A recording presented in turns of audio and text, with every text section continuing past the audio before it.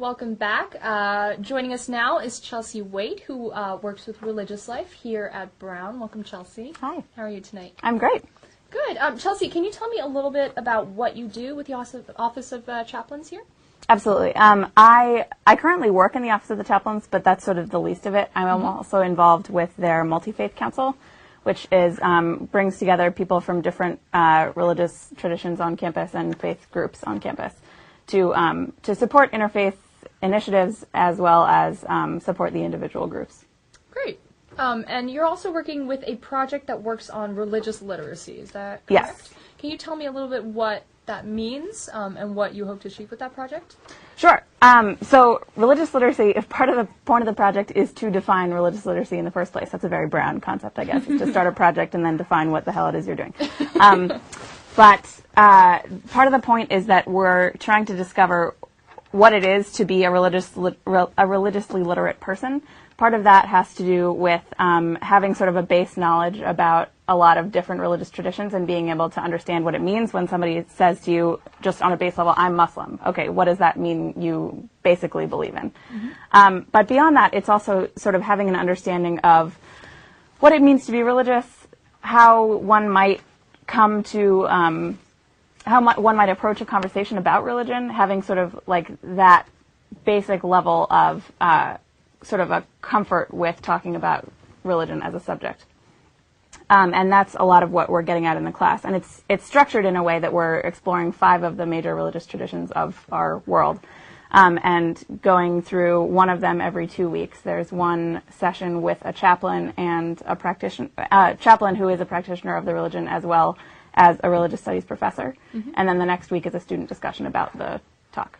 Cool. And what are those 5 major ones that you're focusing on? Christianity, Buddhism, Hinduism, Islam, and Judaism. Very cool. Very cool. And with this project, how do you think it'll benefit Brown? Honestly, it is pretty small right now, and we're hoping that it's going to be a yearly thing, so it's going to grow a lot. But I think that Brown students tend to overall be very respectful and come to various conversations with a very open mind. But that being said, I think there is a lot of ignorance about religion and ignorance about religious people. And I think that the program is partly an attempt to change that at Brown. Cool.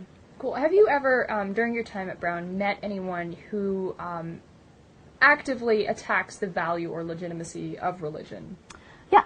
Okay. Can you talk a little bit about what that experience was like for you? Sure. I mean, I consider myself religious, but I also, I frequently say that I don't necessarily believe anything that an atheist would not believe, so I didn't phrase that well.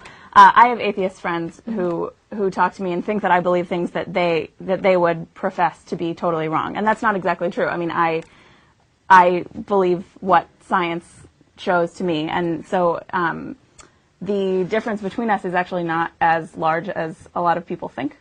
And so I think that when I meet someone who really just thinks that religion as a whole is an evil in the world, I think that at base that person doesn't understand the scope that religion has. I think religion can do a lot of bad. I mean, we'll take a very sort of uncontroversial example being the Crusades. But at the same time, there's another side to religious experience and religious people and what they get from that I think can be very good and very healthy. And so I think that people who just unilaterally reject religion have only part of the picture. Okay. I guess in that same vein, do you have any students that are either atheist or agnostic participating in your project? And if not, do you think that would be beneficial to this project? Yeah, I think it is beneficial, and we do have a few. Great. Do they often have like an opinion that adds to the conversation at all, or are they there mostly to learn about those 5 main traditions, main religions? I think, well, this is also a very Brown answer. I think everyone in the project has a lot to offer to the group that we've gathered.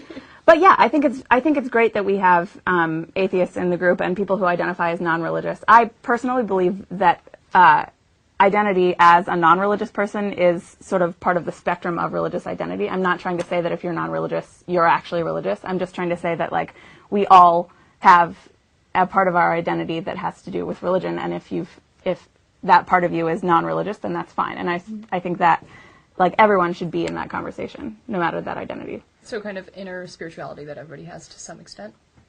Yeah, you don't even have to describe it that way. I mean, I just think that conversations about religion should not exclude people who aren't religious. Mm-hmm. And in fact, necessarily include people who aren't religious, because we're all a part of this world. That's really interesting. How do you think religious studies might be given greater prominence on Brown's campus? Well, I actually want to clarify, I guess, that religious studies and the chaplain's office deal with sort of two separate parts of religion. Mm-hmm. The chaplain's office is about religious life on campus, and the religious studies department actually often chooses not to engage in the sort of experiential part of religion. Mm-hmm. But that being said, yeah, I think they could both use a little bit of a boost, I guess.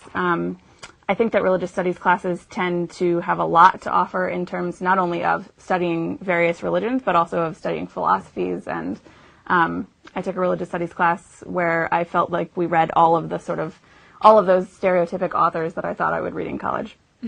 And the chaplain's office is, I think, pretty underpublicized and has a lot to offer to people who are religious and also to people who are not. In terms of how to get them better known, this helps.